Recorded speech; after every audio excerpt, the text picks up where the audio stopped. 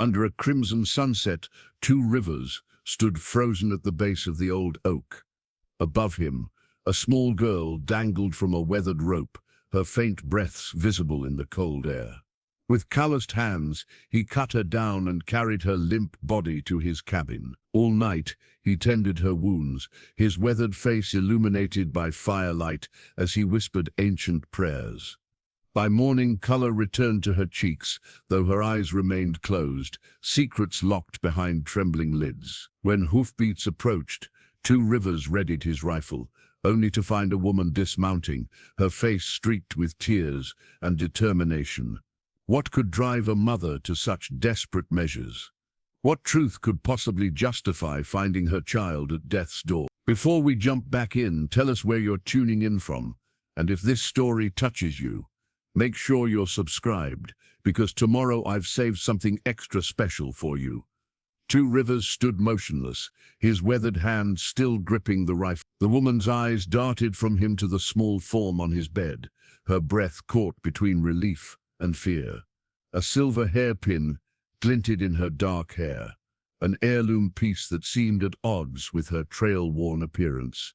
"My daughter," she whispered, her voice breaking. "Is she breathing?" Two Rivers answered, his words sparse as desert rain. He lowered the rifle but kept it within reach. "Found her, hanging. Cut her down." The woman rushed past him, caution abandoned. She fell to her knees beside the bed, hands hovering over the child, as if afraid her touch might shatter the fragile piece of sleep.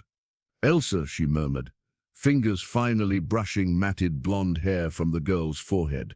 "Oh, my sweet girl." Two Rivers remained by the door, watching. The silver hairpin caught the morning light again as the woman bent over her daughter. It was crafted in the shape of a thunderbird, a detail that struck him as curious. "You did not hang her?" His question hung in the air. The woman's head snapped up, eyes flashes. "What kind of monster do you think I am? I've been searching for 2 days." Her voice lowered to a dangerous whisper. "Someone took her from our home." Two Rivers moved to his small table, where a pot of medicinal tea still steamed. He poured a cup and offered it wordlessly. After a moment's hesitation, she accepted. "Dear Blackwood," she said finally, introducing herself with a formality that seemed out of place in his sparse cabin.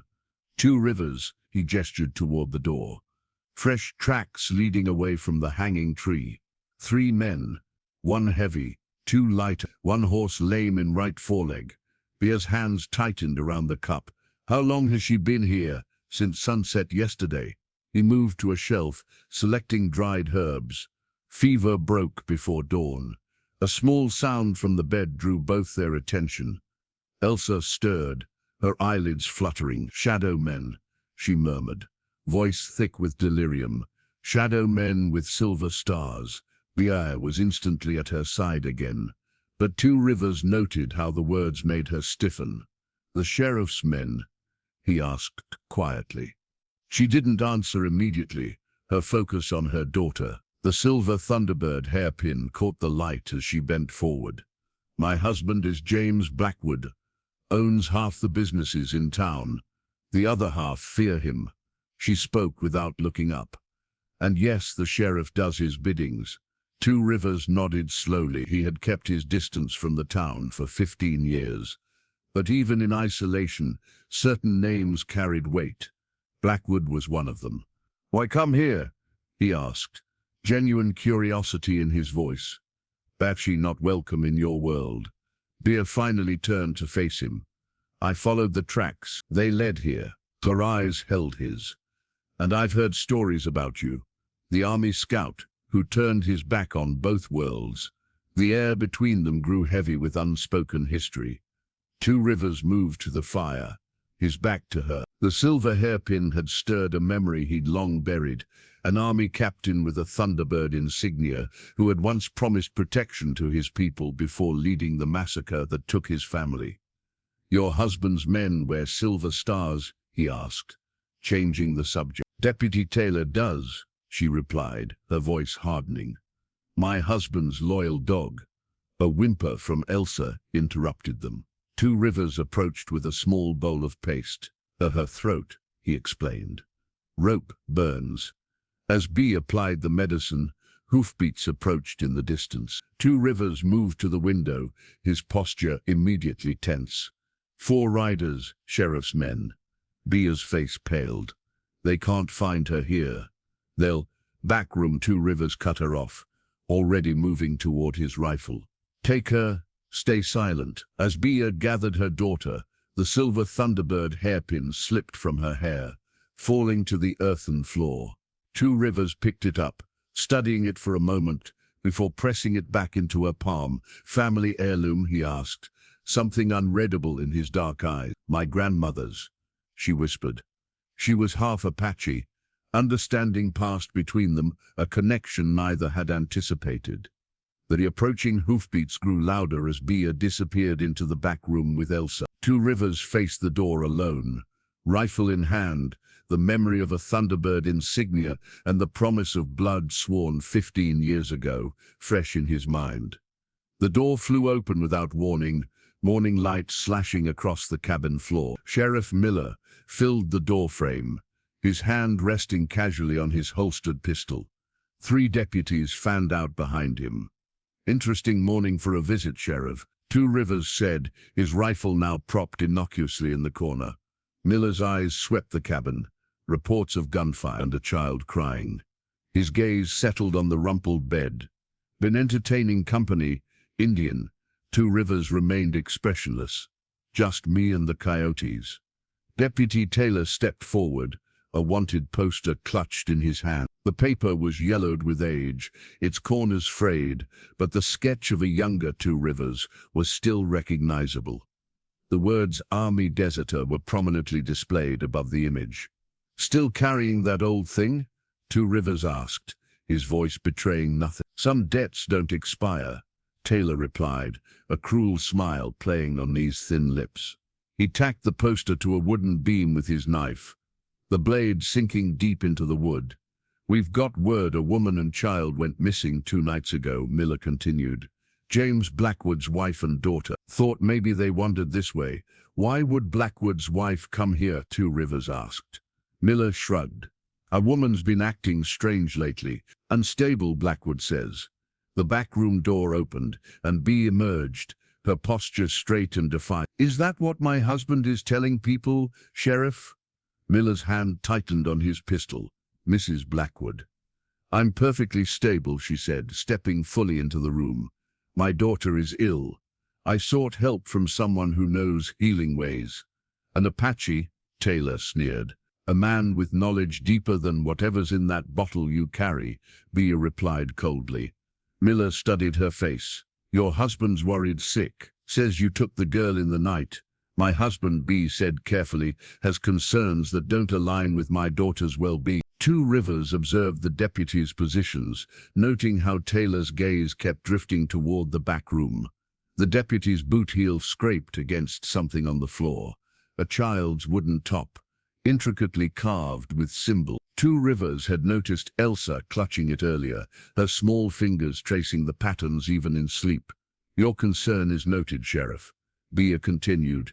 You can tell my husband I'll return when Elsa is well enough to travel. That's not how this works, ma'am. Miller. Blackwood specifically requested we bring you both home. Today. 2 Rivers moved casually, positioning himself between the deputies and the back room. The child needs rest. Taylor's hand moved to his gun. Nobody asked you, Indian. Miller raised a hand to calm his deputy. Miss Blackwood, be reasonable, this isn't proper. Proper, B's voice rose slightly. Is it proper for a man to... She stopped herself, taking a deep breath. My daughter needs medicine. 2 Rivers is providing it. Taylor suddenly stepped forward, kicking the wooden top across the floor. Using Indian witchcraft on a white child, that's enough reason to take her now. 2 Rivers bent slowly, retrieving the top. The carving had been a gift made by his father for his own child years ago. Now it seemed to have found new purpose in Elsa's small hands. This belonged to my daughter, he said quietly, the rare personal revelation hanging in the air. Before the fever took her, it brings comfort. Something in his tone made even Taylor pause. Miller studied, Two Rivers for a long moment, then nodded slightly. One day, the sheriff decided. Then I expect to see you both in town, Mrs. Blackwood. Your husband is a powerful man, not one to cross lightly. Beatty nodded stiffly. Tomorrow then, the men filed out, but Taylor lingered at the doorway. Blackwood knows the girl saw something, he said, voice low enough that only Two Rivers could hear. Accident or not, some things can't be unseen. His eyes held a warning before he followed the others. When hoofbeats faded into the distance, B sagged against the table. They'll be back tonight, with more men. Two Rivers turned the wooden top in his fingers, the pattern familiar yet strange after so many years. What did Elsa see? I don't know exactly, B whispered, but the night before she disappeared, she came back from her father's office, white as a ghost, wouldn't speak. Then next morning she was gone. Two Rivers placed the top on the table between them. This belonged to my daughter before the soldiers came. Now it belongs to Elsa. He met B's eyes. We leave at dusk. Moonlight transformed the hanging tree into a silver sentinel against the night sky. Two Rivers moved silently around its base, fingers tracing marks invisible to untrained eyes. The night held its breath, clouds occasionally veiling the moon as he worked. He knelt, examining boot prints preserved in the hardened mud. 3 distinct patterns, 1 heavy-set man and 2 lighter companions, just as he'd told B. But there was something else, something he hadn't mentioned, a 4th set of prints, partially obscured, smaller, more careful. Two Rivers closed his eyes, allowing memories to surface. His father teaching him to read the earth's stories. The ground keeps no secrets from patient eyes, the old man had said. Two Rivers had been 12 then, already showing exceptional skill as a tracker. He followed the heaviest boot prints away from the tree. They led northwest, toward town, but veering off before reaching the main road. After a half-mile, the trail converged with wheel ruts. A wagon had waited here. The tracks continued another mile until a weathered building emerged from the darkness. Blackwood Mining Company was etched into a sign hanging askew above the door. The office had been abandoned for years. At least a fish. Two Rivers circled the building, noting fresh horse droppings and recently cleared brush. A window in the back had been left slightly ajar. He listened for several minutes before approaching, then peered inside. The office appeared long deserted at first glance. Dust-covered furniture, papers yellowed with age, but certain areas were suspiciously clean. The large desk showed recent use, and an oil lamp still held fuel. Two Rivers slipped through the window with the fluid silence that had once made him the Army's most valued scout. Inside he moved like a shadow, disturbing nothing. On the desk sat a leather-bound ledger, its cover worn but its pages crisp. He opened it carefully, revealing columns of numbers and coded entries. Though he couldn't decipher their meaning, he recognized the deliberate obscurity of illegal dealings. A floorboard creaked beneath his foot as he moved deeper into the office. Two Rivers froze, listening to the building's settling bones. His gaze fell upon a small pot-belly stove in the corner. Something glinted in the ash bin below it. Partially burned papers. Kneeling, he extracted a fragment of a map, its edges blackened but the center still legible. It showed tribal lands to the north, with red markings indicating what mining surveys, future claims. The fragment was too small to tell, but Two Rivers recognized the territory, sacred grounds, where his people had buried their dead for generations. He slipped the map fragment into his pocket, just as a sound outside stilled his breath. A horse approached. Two Rivers extinguished his presence, becoming one with the office's shadows, as bootfalls sounded on the porch. The door opened. Deputy Taylor entered, carrying a lantern that cast grotesque shadows across the room. Another man followed, tall, elegantly dressed, despite the late hour. James Blackwood himself. The girls with the Apache, Taylor reported, setting down the lantern. Your wife claims she's sick. Blackwood removed his gloves deliberately. And you believe that? No, sir. Mrs. Blackwood looked plenty nervous. The Indian too. Something's not right. My daughter saw Connors' execution, Blackwood said flatly. A federal inspector asking too many questions becomes a liability. Unfortunately, my curious child was hiding in the supply closet. We'll handle it, Taylor assured him. Tomorrow we'll bring them both back. The girl won't remember anything after we're done. As for your wife, Bea has been increasingly difficult, Blackwood said, opening a drawer and removing a small box. Perhaps it's time for her condition to deteriorate. Two Rivers remained motionless in the shadows as Blackwood opened the box, revealing several small glass vials. This induces symptoms resembling nervous hysteria. By month's end, no one will question her confinement to an asylum. Taylor smiled. And if there's an accident with the Apache, a tragic but predictable outcome when dealing with savages, Blackwood replied smoothly. Ensure the girl is unharmed physically. Her mind, however, is negotiable. The men continued talking as Two Rivers silently retreated to the window. He had heard it. As he slipped into the night, his hand brushed the map fragment in his pocket, proof of Blackwood's interest in sacred Apache land. By the time he returned to his cabin, dawn's first light was breaking over the eastern mountains. Bea was awake, packing small bundles of supplies. Elsa's fever returned, she said without preamble. Two Rivers nodded, producing the map fragment. Your husband plans to poison you slowly. Make people believe you're insane. Bea's face hardened as she studied the charred paper. And mining operations on Apache burial grounds. This explains everything. She looked up, determination replacing fear. We need to leave now. They traveled through the day's heat, keeping to game trails and shallow streambeds to mask their track. Two Rivers led them northeast, deeper into the territory where granite formations rose like ancient guardians. Elsa rode before Bea on her mare, drifting between consciousness and fevered sleep. By mid-afternoon, they reached a sheltered hollow where a small spring bubbled from rock. Two Rivers helped Elsa down while Bea gathered water. She needs to rest, he said, laying a hand on the child's forehead.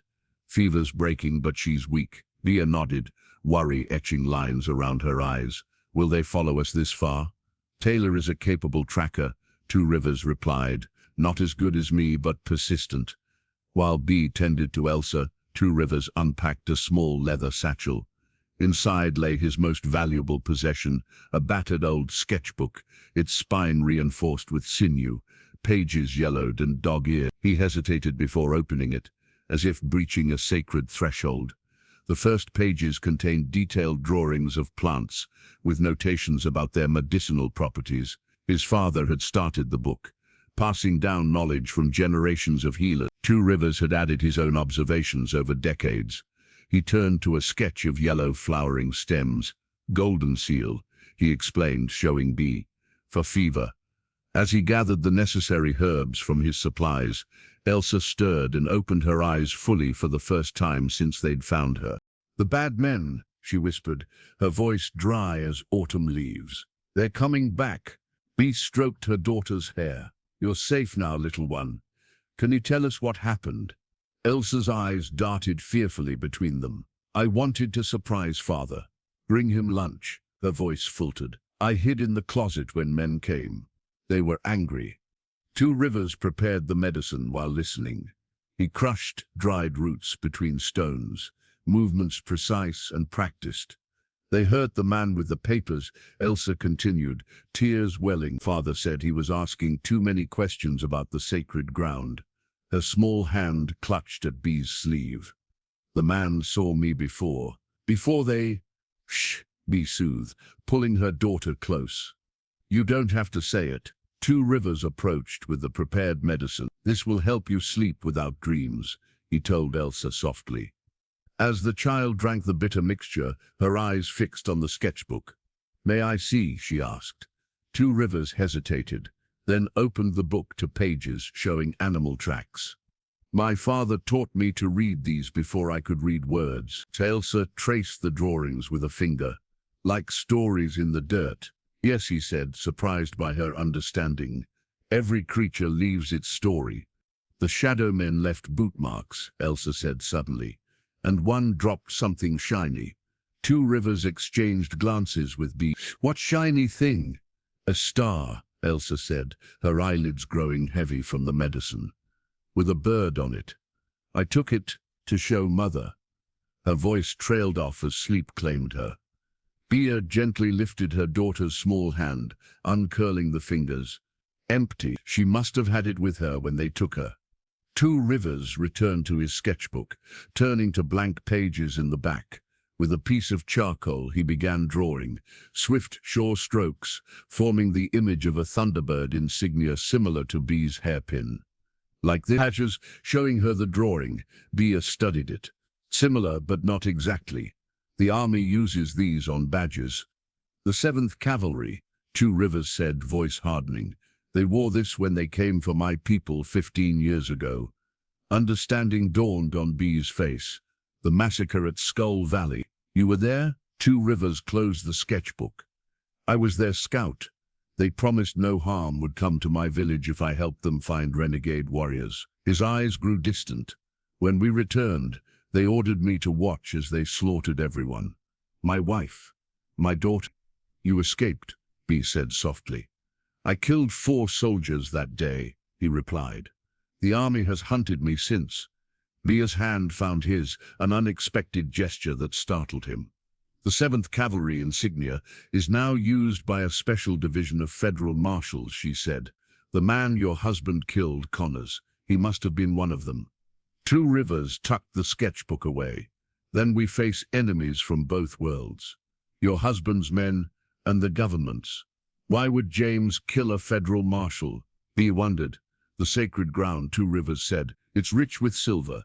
Your husband's mines are failing. I've heard the rumors. He needs new claims." Elsa whimpered in her sleep, drawing their attention.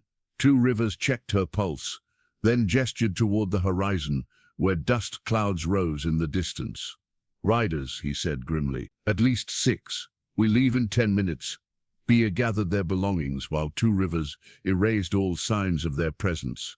The sketchbook went into his satchel last, a repository of knowledge that now served a new purpose: survival. Dawn painted the canyon walls in amber hues as Two Rivers returned from scouting. They had traveled through the night, following ancient paths known only to his people, now hidden within a rock shelter beneath an overhanging cliff. Bea tended to Elsa as the child slept peacefully for the first time in days. The riders split up, Two Rivers reported, kneeling beside their small fire.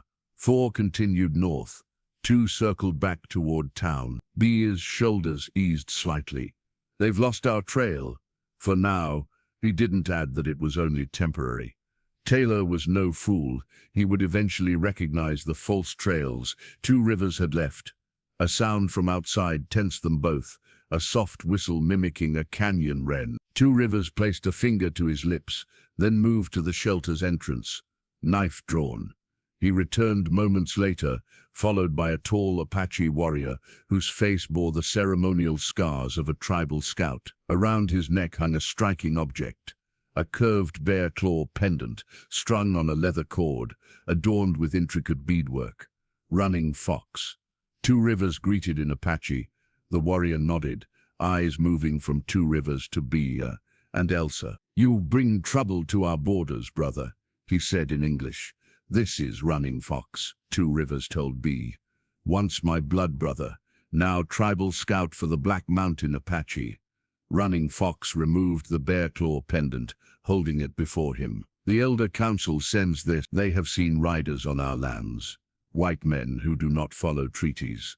Two Rivers accepted the pendant with reverence. "The bear claw of witness. The council must be concerned to send this." "What is it?" Bea asked. "A summoning," Running Fox answered before Two Rivers could speak. "And protection. The bear witnessed the creation of our people. Now its strength calls Two Rivers to witness before the council." Two Rivers turned the pendant in his hands.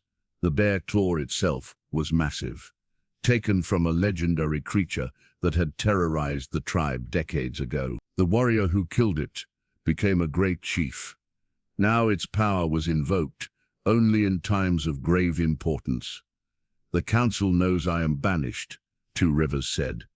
Running Fox's face remained impassive. Circumstances change. White men have been seen at night, moving wagons along the eastern ridge, near the ancestors' resting place. Bia stepped forward. My husband's men. They're planning to mine silver from sacred burial grounds. Running Fox studied her. You are the white man's woman. I am Elsa's mother, she corrected firmly. My grandmother was half Apache, from the Ghost Horse clan. Something shifted in Running Fox's expression. The child is of mixed blood. Two Rivers nodded. She witnessed a murder. Men tried to silence her permanently. Running Fox moved to where Elsa slept, examining her face. She has the look of the old ones, before the Spanish came. He straightened. Your husband searches everywhere for you, woman. Claims you are unwell in the mind and have endangered your child. Bia's laugh was bitter. He plans to poison me slowly and commit me to an asylum. Running Fox exchanged glances with Two Rivers. The council will want to hear this. Two Rivers weighed the pendant in his palm. Accepting it meant returning to the people who had cast him out 15 years ago, branding him a traitor for his work with the White Army. If we go, we risk bringing Blackwood's men to your people, he said. Running Fox's hand moved to his knife. Let them come.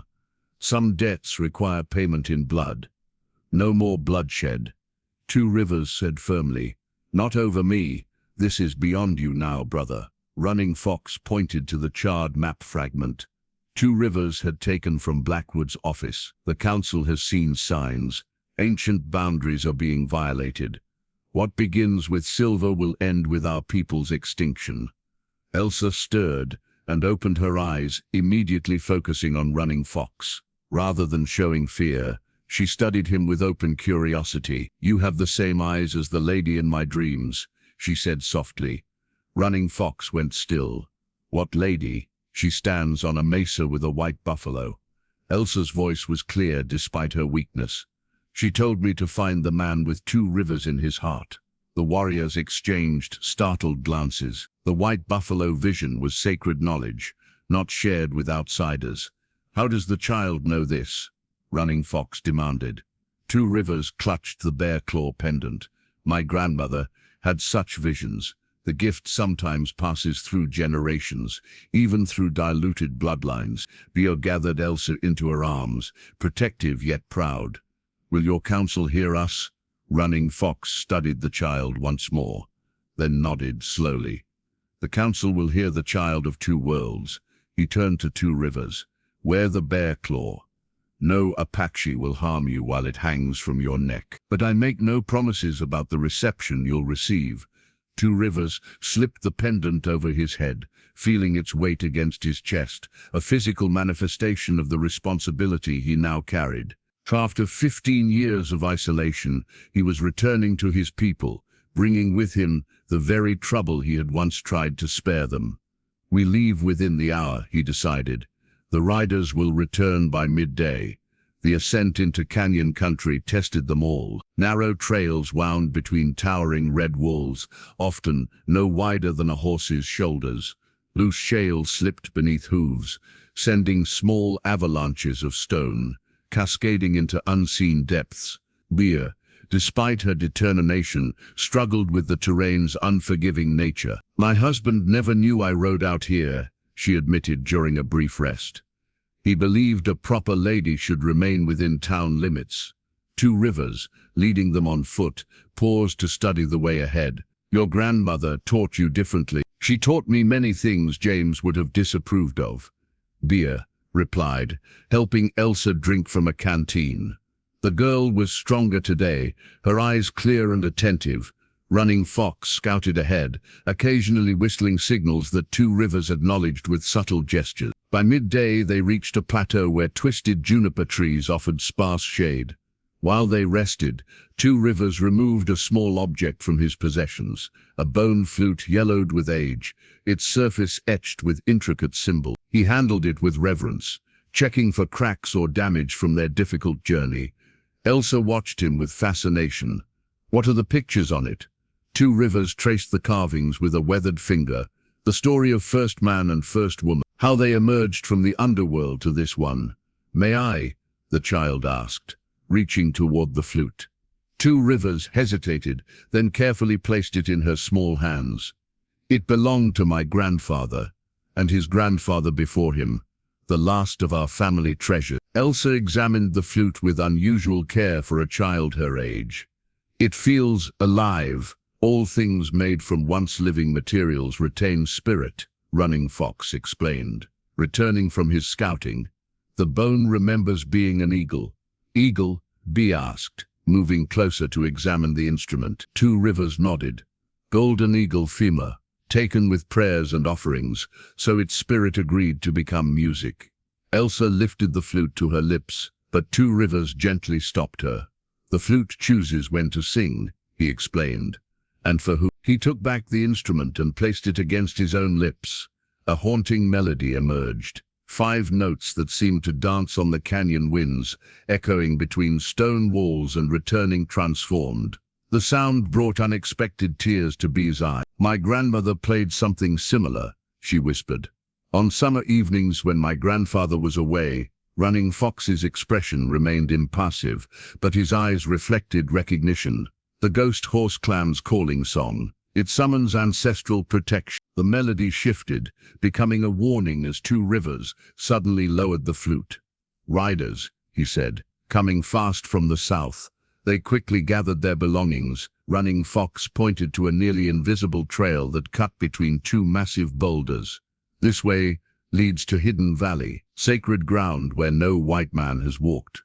Bea helped Elsa onto their horse.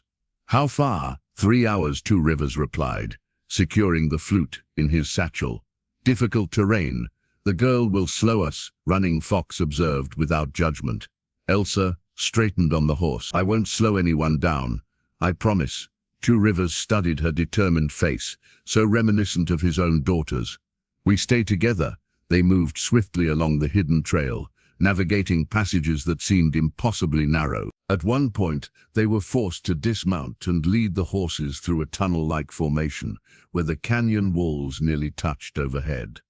My grandmother spoke of these passages, Bea said softly. She called them the spirit roads. Running Fox nodded. Created when the earth was still soft. Before humans walked here. Two Rivers remained alert, pausing occasionally to listen. During one such moment, a mountain lion's cry echoed across the canyon, too close for comfort. Not a lion, Running Fox said grimly. Signal call. Taylor. Two Rivers confirmed. He's found our general direction. The path suddenly opened into a broader ledge, overlooking a spectacular vista of interconnected canyons. In the distance, a thin waterfall sparkled in the afternoon sun. Hidden Valley, Running Fox announced, beyond the waterfall. As they paused to take in the view, Elsa slipped from the horse before Bea could stop her. The child approached the canyon edge with purpose, retrieving something from her pocket, a small carved wooden animal that Two Rivers recognized as a horse, for grandmother Ghost Horse.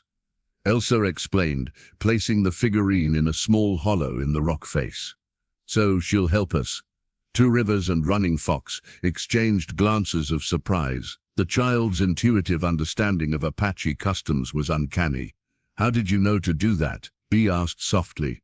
Elsa looked up, her eyes reflecting wisdom beyond her years. The lady with the white buffalo told me, in my dreams. Two Rivers retrieved his bone flute once more, playing 3 quick notes, a request for safe passage. The sound carried across the canyon, and as if in response, an eagle appeared overhead, circling 3 times before flying toward the distant waterfall. We are expected, Running Fox said, a note of wonder in his usually stoic voice. The ancestors recognized the child. They continued their journey toward the shimmering waterfall, the bone flute's melody still echoing in their minds, a promise of protection, a connection to something ancient and powerful, that even Two Rivers, long separated from his people, could feel strengthening with each step. The abandoned mission materialized like a mirage as they emerged from the passage behind the waterfall. Adobe walls, weathered by time and elements, stood in defiance of abandonment. Once white plaster had faded to the same russet hue as the surrounding cliffs. As if the earth was slowly reclaiming the structure. Santa Rosa de Lima, Two Rivers said, surveying the compound, built by Franciscans who believed they could save Apache souls. Running Fox's expression hardened. Many died here of the white man's diseases. And yet, be observed, your people didn't destroy it after the priests left. The dead rest here, Running Fox replied simply. We respect all burial grounds. The mission's courtyard lay quiet under the late afternoon sun. At its center stood a stone fountain, long dry, its basin filled with wind-blown sand. As they approached the main building, Two Rivers gestured for caution. Someone has been here recently, he said, pointing to faint boot prints in the dust. Inside, the mission's great room remained surprisingly intact. Wooden beams spanned the ceiling, carved with intertwining crosses and indigenous symbols, a visual testament to forced cultural blending. Elsa wandered to a side alcove where faded murals depicted biblical scenes with distinctly Apache features. The saints look like your people, she remarked to Running Fox. The priests hired native artists, he explained, who painted their own faces onto the holy ones. Two Rivers moved methodically through the space, checking for signs of recent occupation. In what once served as the priest's quarters, he discovered fresh candle wax and the remains of a small fire. No more than 2 days old, he determined. Bea joined him, concern etching her features. Blackwood's men or prospectors? Two Rivers answered. This region has drawn treasure hunters for generations. Running Fox appeared in the doorway. The council expects us before nightfall. We should continue. The horses need rest, Two Rivers countered. And so does Elsa. As they debated, Bea noticed her daughter kneeling before a small wooden chest, partially hidden beneath fallen plaster in the corner. The chest's ornate ironwork had survived the decades, its lock mechanism still intact though heavily oxidized. Elsa, don't touch anything, Bea warned, crossing the room. But the child had already lifted the lid, which opened with surprising ease. Look, Mother, she said, excitement brightening her voice. A treasure. Inside lay a priest's stole, its silk fabric remarkably preserved, embroidered with gold thread that still caught the light. Intricate patterns depicted grapevines and wheat stalks, but with subtle modifications. The vines resembled certain medicinal plants used by the Apache, and among the wheat appeared small thunderbird symbols. Two Rivers knelt beside Elsa, examining the stole with obvious interest. Father Domingo's ceremonial vestment, he said quietly. My grandfather spoke of him, the only priest who learned our language and respected our ways. Running Fox approached cautiously, the one who died protecting children during the fever outbreak. Two Rivers nodded, gently lifting the stole. As he did, a small leather-bound book fell from its folds. The pages were brittle, but legible, filled with handwritten text in Spanish, interspersed with Apache symbols. His journal, Two Rivers said, carefully opening it, and a dictionary of our language. He was creating a written form of Apache words. Bea leaned closer. Can you read it? Some, Two replied. My grandfather taught me Spanish letters before the soldiers came. He turned pages carefully until stopping at an entry that made him inhale sharply. Here, a map and description of the sacred burial caves, and he pointed to a marginal note. References to silver deposits the Spanish discovered, but chose not to mine out of respect for Apache burials. The same land my husband now seeks, Bea said grimly. Two Rivers continued scanning the journal, pausing at another entry. Father Domingo writes of a hidden chamber beneath the mission, a sanctuary where Apache children hid during raids. Running Fox's interest was piqued. Our stories mention such a place, but its location was lost generations ago. Two Rivers studied the faded diagrams in the journal. According to this, the entrance lies beneath the altar stone. They moved to the chapel area, where a massive stone slab formed the altar base. Years of dirt and debris had accumulated around it, but together, Two Rivers and Running Fox managed to reveal a narrow gap along one edge. "Help me," Two Rivers directed, and together they shifted the heavy stone. Beneath it lay a stone-lined shaft with crude handholds carved into the sides, descending into darkness. Cool air wafted upward, carrying ancient scents of earth and mineral. "The sanctuary," Two Rivers confirmed. Running Fox peered down. "The tribal council can wait until morning. We should explore this place. It could provide a secure shelter for the night," B agreed, glancing toward the setting sun. "And if Taylor's men are still tracking us?" Two Rivers carefully rewrapped the ceremonial stole around Father Domingo's journal. "This knowledge must be protected," he said, placing them back in the wooden chest. "If Blackwood learns the exact locations of the silver deposits—" Elsa touched the embroidered fabric one last time before Two Rivers closed the chest. "Father Domingo was a good man, one of few," Running Fox answered, his usual hardness softening momentarily. "He died as an honored friend to the Apache." Two Rivers secured the chest in his pack. "We'll bring this to the tribal elders. They should decide its fate." As daylight faded, they prepared torches for their descent into the hidden sanctuary. The priests stole and journal safely stowed, sacred objects from a complex past that might now help secure their future.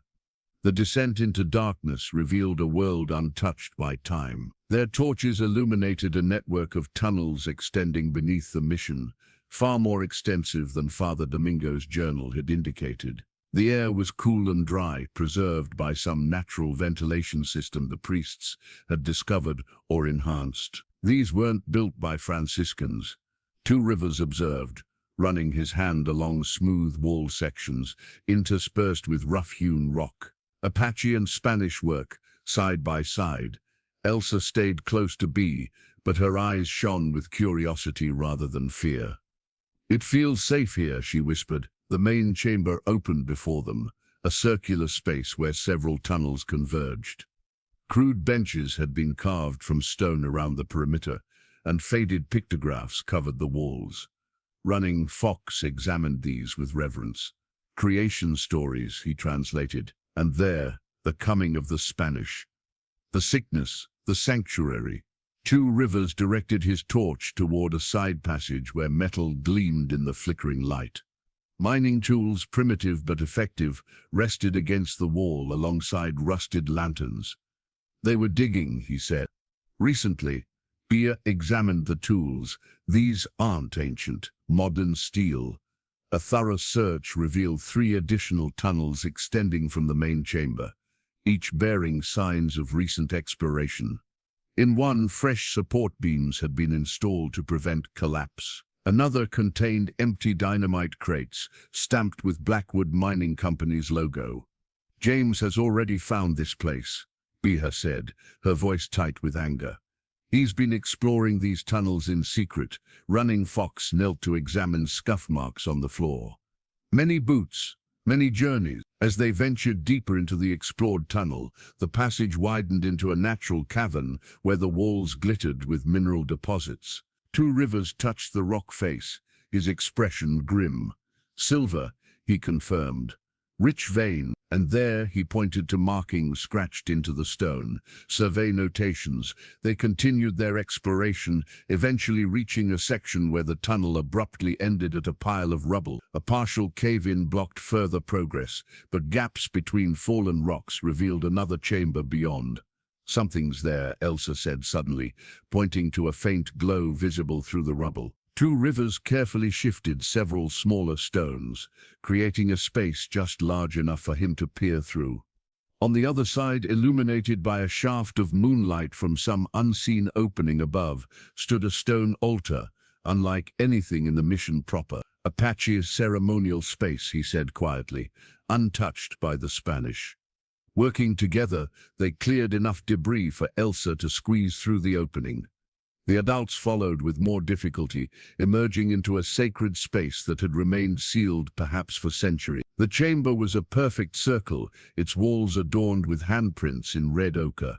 At its center stood the stone altar, a flat-top boulder carved with symbols representing the 4 directions. Moonlight poured through a natural chimney in the ceiling, bathing the altar in silver illumination. But what drew their collective gaze was the object, resting atop the altar, a ceremonial copper knife, its blade green with patina, its handle wrapped in leather that had somehow survived the passage of time. Inlaid turquoise stones formed a mosaic along the spine, catching the moonlight with supernatural brilliance. The dividing blade, Running Fox breathed, dropping to one knee in reverence. I thought it existed only in stories. What is it? Beer asked softly. Two Rivers approached slowly, careful not to touch the sacred object. According to legend, it was used by first man to separate earth from sky at the beginning of creation. Later, it divided the worthy from the unworthy during tribal judgments. Our histories say it disappeared generations ago. Running Fox added, taken to a secret place when the Spanish first came. Elsa moved toward the altar, drawn by some invisible pull. Before anyone could stop her, she reached out, not to touch the knife, but to point out symbols etched into the altar stone beneath it. Look, she said simply. It's the same. Two Rivers knelt beside her and realized she was right. The symbols matched markings on the wooden top he had given her, and others resembled the Thunderbird design on Bee's hairpin. These are clan markings, he explained. Ghost Horse, Thunderbird, Two Rivers, all joined by a common line. Bee's breath caught. Are you saying our families are connected? Running Fox studied the markings intently. The symbols tell of a prophecy, 3 bloodlines merging to protect the sacred ground. A sudden noise, falling rocks from the direction they had entered, cut their discussion short. Two Rivers extinguished their torch immediately, plunging the chamber into moonlit darkness. Someone's coming, he whispered. Bea pulled Elsa close as Running Fox notched an arrow to his bowstring. Two Rivers moved silently toward the rubble barrier, listening to the unmistakable sounds of someone clearing the same path they had followed. Take the knife, Running Fox urged, in a barely audible voice. The prophecy demands it. Two Rivers hesitated, weighing centuries of taboo against immediate necessity. Finally, he carefully lifted the ancient blade, wrapping it in a piece of buckskin from his pack. There must be another way out, Bea whispered, urgently, gesturing toward the moonlight shaft. Two Rivers nodded, already searching the walls for handholds. As the sounds of intrusion grew closer, they discovered crude steps cut into the rock beneath the natural chimney, an escape route leading upward toward the light. They emerged onto the mesa above the mission as dawn's first light painted the horizon. The night air had turned bitter cold, their breath forming small clouds that dissipated in the darkness. Two Rivers guided them to a sheltered overhang, where they could rest without being visible from below. Who followed us? Bea whispered, holding Elsa close for warmth. Deputy Taylor. Two Rivers replied, his voice tight. I recognized his tobacco scent. Running Fox peered over the edge. He is not alone. At least 4 men. Elsa huddled closer to her mother, exhaustion finally overtaking her curiosity. As she drifted to sleep, Two Rivers unwrapped the ceremonial copper knife, studying it in the growing light. I violated a sacred trust by taking this, he admitted quietly. Running Fox nodded solemnly, yet the prophecy suggested it must be moved to fulfill its purpose. What prophecy? Bea asked, her voice barely audible over the wind. Two Rivers traced the turquoise inlays with a weathered finger, the joining of 3 bloodlines to protect the sacred ground. I never believed the old stories, nor did I, Running Fox admitted, until I saw the child's drawings. Drawings? Two Rivers looked up sharply. Running Fox reached into his leather pouch and withdrew a folded piece of paper, a page torn from Elsa's sketchbook that Bea recognized immediately. Where did you get that? She demanded. It was found near the hanging tree after your daughter was taken, Running Fox explained. Our scouts retrieved it before the white men returned. Two Rivers carefully unfolded the paper. Elsa's childish yet strangely precise drawing showed 3 figures standing on a mesa, a native man, a white woman, and a small girl between them. Behind them loomed a massive thunderbird, its wings outstretched protectively. Most striking, however, was the copper knife clutched in the child's hand, rendered with such detail that it precisely matched the artifact they had just discovered. "She drew this before she ever saw the knife," Bee whispered, her face pale in the growing light. Two Rivers studied the drawing with growing unease. "How could she know? My grandmother spoke of dreamwalkers," Bee said slowly, "children who could see beyond the veil between worlds. She believed I had the gift, but it never manifested." She touched Elsa's sleeping face gently. "Perhaps it skipped a generation." Running Fox nodded.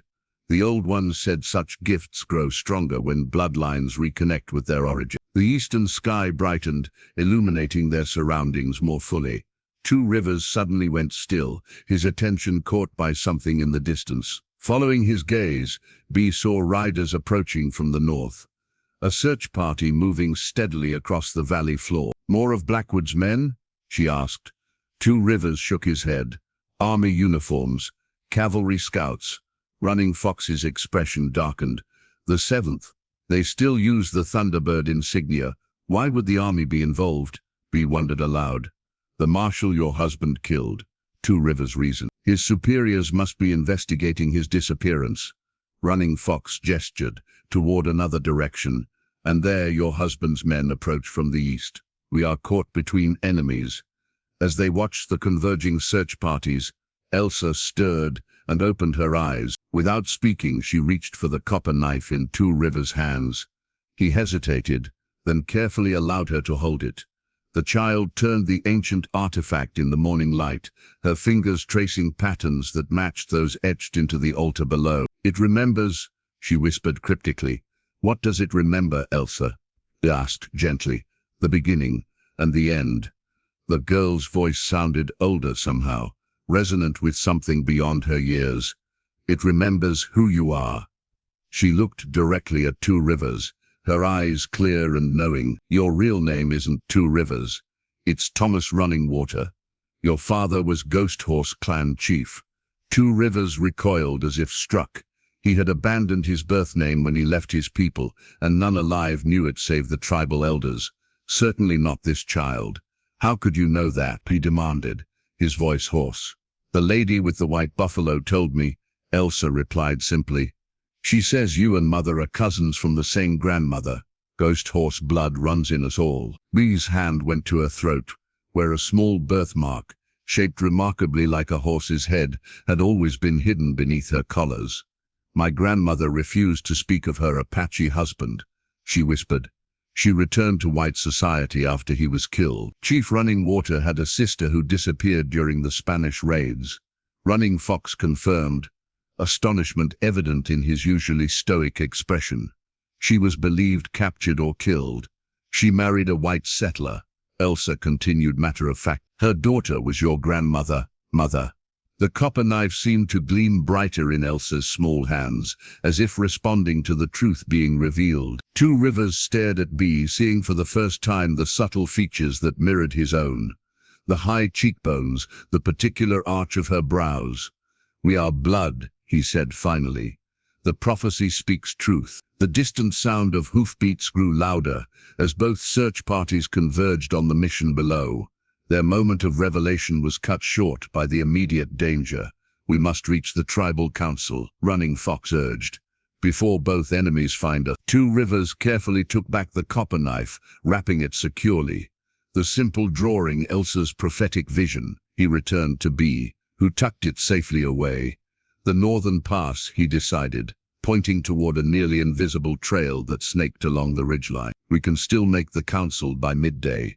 The tribal encampment sprawled across a hidden valley, invisible from both the cavalry patrol routes and the mining company's trails. Dozens of lodges formed concentric circles around a central council fire, where smoke rose in a thin, nearly transparent column.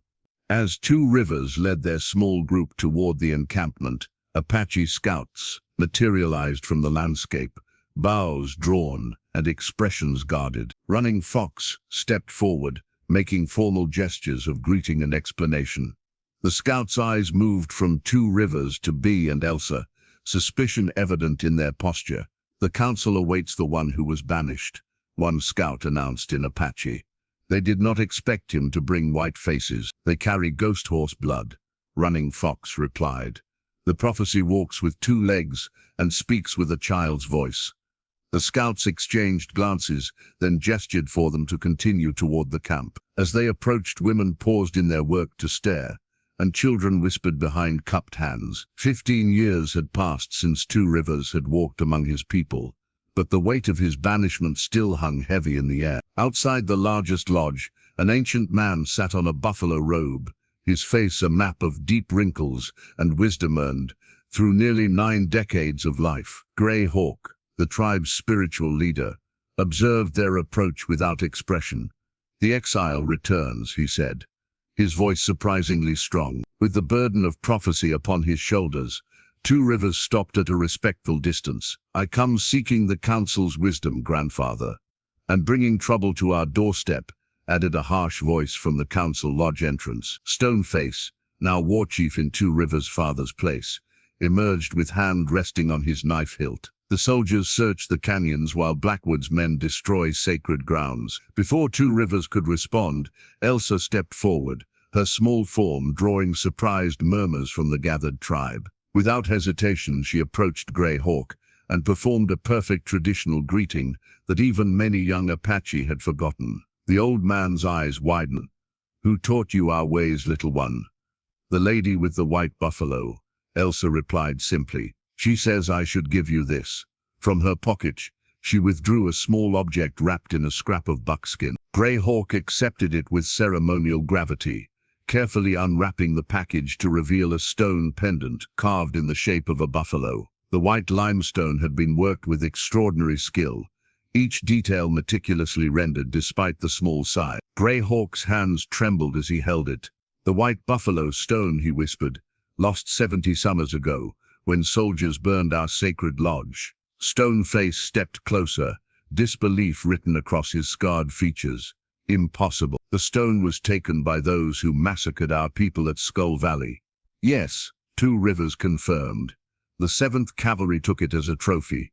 I saw it among the commander's possessions. Yet now it returns with the child." Grey Hawk marveled, studying Elsa with new intensity. "Where did you find this, little one?" "It was in my father's study," Elsa answered, "in a box with other Indian things. The lady told me to take it before I ran away." Bea looked shocked. "James had Apache artifacts? I never saw them. He keeps many secrets," Two Rivers said grimly. Grey Hawk raised the white buffalo stone toward the sun, examining how light passed through the translucent limestone. "This stone carries the spirit of our ancestors. It was carved by the first ghost horse chief from the heart of a sacred mountain." He looked directly at Two Rivers. "Your great-grandfather." Stoneface's hostility visibly diminished.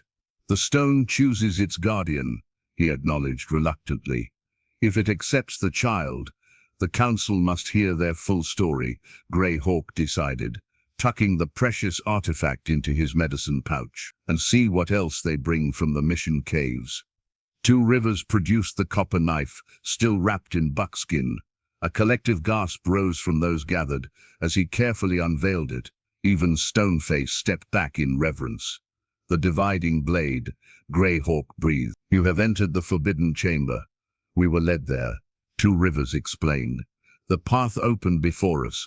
Grey Hawk's gaze moved between the knife and the white buffalo stone in his pouch. "Two sacred objects return on the same day, carried by blood of our blood." He gestured toward his lodge. "The council will convene immediately." As tribal elders gathered, runners were dispatched to outlying camps. Stoneface organized additional scouts to watch for approaching enemies. Two Rivers, Bee and Elsa, were guided to a preparation area where they would be cleansed before addressing the council. "Will they help us?" Bee asked quietly. As they waited, Two Rivers watched the activity around them. The return of the white buffalo stone changes everything. It's considered the tribe's most powerful medicine, the physical embodiment of prophecy and protection. "How did James get it?" Bea wondered. "The same way he gets everything," Two Rivers replied darkly. Through blood and deception, Elsa, seemingly untroubled by the gravity of their situation, traced patterns in the dust, the same symbols that had appeared on the altar beneath the mission. Seeing this, an elder woman approached and knelt beside her. The child draws the 7 circles of creation, she observed with wonder. No one has taught this pattern in generations. Two Rivers exchanged glances with B. The white buffalo stone has chosen its new guardian, he said. The question now is whether the tribe will accept a guardian of mixed blood. From the council lodge, drumbeats began, a rhythm not heard in the tribe since before Two Rivers' banishment. The summoning of all clans to witness prophecy fulfilled. The council's decision came at sunrise after a night of deliberation. Two Rivers would return to town with B while Elsa remained under tribal protection. Greyhawk himself would serve as the child's guardian, teaching her to understand the visions that came through her dreams. It was a compromise that satisfied no one completely, but addressed the most immediate dangers. I don't want to leave her, B whispered as she held Elsa close. She will be safer here than with us. Two Rivers reasoned. What we attempt in town carries great risk. Elsa showed surprising composure for a child her age. The lady says I need to stay and learn, she said simply. You'll come back for me when it's time. As they prepared for departure, Greyhawk approached with a bundle wrapped in tanned deerskin. For your journey, he said, presenting it to B. She unwrapped the package to reveal a turquoise squash blossom necklace of extraordinary craftsmanship. The silver work was unlike typical Apache designs, blending native techniques with Spanish influences. At its center hung a large turquoise stone carved with the ghost horse symbol. This belonged to your grandmother, Greyhawk explained. She left it behind when she departed our world for yours. B touched the necklace reverently. How did you know it was her? Her name is woven into the silver work. The old man pointed to nearly invisible symbols worked into the design. Summer Rain, daughter of Ghost Horse Chief. My grandmother's Apache name, B whispered, tears forming in her eyes. Wear it, Greyhawk instructed. In town it will appear merely decorative to white eyes, but any Apache will recognize you as Ghost Horse blood and offer protection if needed. Two Rivers studied the necklace with newfound appreciation. I remember this. My mother spoke of it as a child, the necklace that would return when the circle closed. Bia placed it around her neck, feeling its weight against her collarbone. I'll return with it when our task is complete. It has found its rightful owner, Greyhawk replied. The circle begins to close. Their departure was swift and silent. Running Fox accompanied them as guide and protector, leading them along hidden trails that would return them to civilization without encountering either the cavalry patrols or Blackwood searchers. By midday, they reached the ridge overlooking the town of Silver Creek. Smoke rose from chimneys, and the distant sounds of a working community drifted upward, so ordinary, so unaware of the conflicts that swirled around them. Remember the plan, Two Rivers cautioned. You return claiming exhaustion and confusion. You searched for Elsa in panic after she disappeared, became lost, and have only fragments of memory. Bia nodded, her hand unconsciously touching the turquoise necklace. And you, I'll enter town after dark. The old trapper's cabin behind the livery stable has been abandoned for years. Meet me there when you can safely get away. Running Fox handed Bia a small leather pouch. Herbs to make you appear ill. Brew as tea before meeting your husband. Your face will grow pale. Your hands will tremble. He will believe your story of exhaustion. What if he suspects?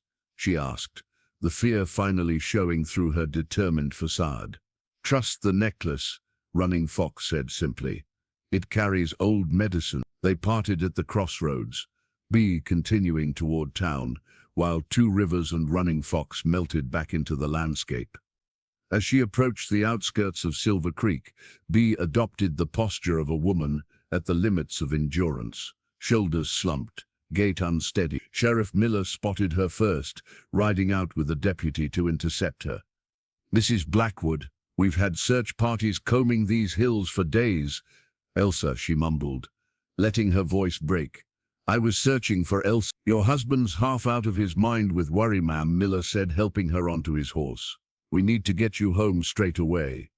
Word spread quickly through town. By the time they reached the imposing Blackwood residence, James was waiting on the front steps, his face a perfect mask of husbandly concern.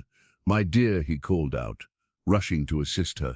Thank God you're safe. Bea allowed herself to collapse into his arms, feeling the turquoise necklace press between them. For a moment, James stiffened, his eyes dropping to the tribal jewelry at her throat. Where did you get this? He asked, voice too low for others to hear. I don't know, she whispered, her own performance convincing even to herself. I remember so little, walking for days. Someone must have helped me. His fingers briefly touched the central turquoise stone, recognition flashing in his eyes before being quickly concealed. Let's get you inside. You need rest and the doctor's attention. As they entered the house, Bea noticed subtle changes. Papers cleared from James's study, certain cabinets now locked, and most tellingly, the small display case that had contained his collector's items was conspicuously absent. Where is Elsa? She asked, maintaining her facade of confusion. We'll find her, James assured, his voice smooth as polished stone. You rest now. We have much to discuss when you're stronger. In her bedroom, the maid helped her change into a nightgown. Throughout the process, Bea refused to remove the necklace, despite the maid's suggestion that she might rest more comfortably without it. It brought me home, Bea insisted, fingers clasping the ghost horse symbol. I won't part with it. Later, as twilight descended on Silver Creek, James entered with a tea tray. Something to help you sleep, he offered, his smile not reaching his eyes. Bea accepted the cup, noting its bitter aroma, not entirely from the herbs. She pretended to sip while watching her husband's calculating gaze. The necklace, he said finally. An interesting design. Apache, I believe? Is it? She asked innocently. I found it, I think. James's jaw tightened, almost imperceptibly. Did you happen to encounter any ATs during your wanderings? I don't recall, she murmured, setting down the drugged tea. Everything is so foggy. As he left, locking her bedroom door from the outside, Bea moved to the window. In the distance she could just make out the silhouette of the trapper's cabin, where 2 Rivers would be waiting. The turquoise necklace seemed to warm against her skin, a connection to her newfound heritage, and to the plan that might save both her daughter and an entire people's sacred land. Night shrouded the town in shadow as 2 Rivers moved silently between buildings. Silver Creek slept uneasily, its dreams troubled by rumors of Apache movement in the hills and the still missing Blackwood child. Only the saloon remained fully awake, piano music and raucous laughter spilling onto the dusty street. The abandoned trapper's cabin stood dark behind the livery, its weathered walls nearly invisible against the night. 2 Rivers slipped inside, careful to disturb nothing that might betray his presence come morning. He had waited 3 hours past their agreed meeting time. Bea had not appeared. A soft scraping at the rear window alerted him. His hand moved to his knife before recognizing the silhouette of an Apache woman. Not Bea, but someone familiar with tribal ways based on her approach. Brother of Running Fox, she whispered in broken English. Woman sends message. Apis. She passed a small object through the window, a carved wooden button with intricate floral designs. 2 Rivers recognized it immediately as one from Bea's dress, but the significance was in the pattern scratched onto its back. A crude arrow pointing east, with 3 notches. She cannot come tonight, the woman explained. Husband watches too closely. 3 nights from now. Eastern Path. Who are you? 2 Rivers asked, studying her weathered face in the dim starlight. Mary Whitefeather, she replied. I wash clothes for white families. The necklace. I recognized it. My mother was Ghost Horse Clan. 2 Rivers nodded with understanding. The necklace found an ally. Woman also sends this, Mary continued, passing a folded paper through the window. From husband's study. She says you will understand its meaning. 2 Rivers unfolded the paper carefully. A telegram addressed to James Blackwood. Federal Inspector Connors, still missing. Stop investigation escalating. Stop. 7th Cavalry ordered to secure all Blackwood mining operations. Stop. Crucial, you destroy all evidence of unauthorized claims. Stop. Proceed. Operation Silverback immediately. Stop. The telegram was signed simply, Judge Morris, but the implications were clear. James Blackwood's conspiracy extended beyond local corruption to include federal officials. When did this arrive? Two Rivers asked. Yesterday, Mary replied. Woman says husband plans big meeting tomorrow night. Important men coming. She glanced nervously over her shoulder. Must go. Not safe. Before departing, Mary pressed one final item into his hand. A small brass key. To locked room in Blackwood House, where evil things are kept. After she disappeared into the darkness, Two Rivers examined the key by moonlight. Such a small object, yet it might unlock the evidence they needed. But first, he needed to understand what Operation Silverback entailed. He moved to the stable's edge, where he could observe the Blackwood mansion on the hill above town. Lights still burned in James's study, despite the late hour.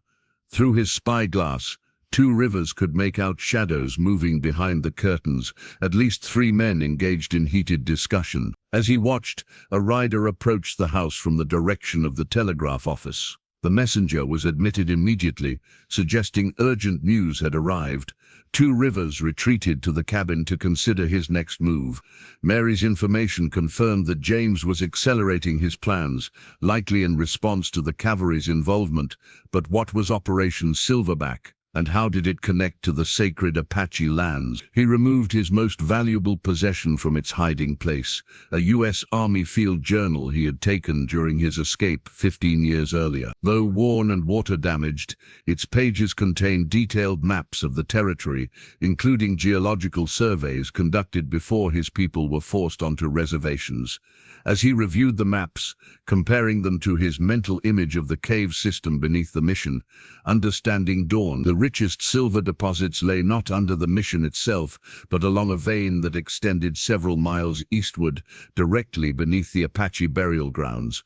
Traditional mining methods would take months to reach such deposits, but with enough dynamite placed at strategic points, the realization chilled him.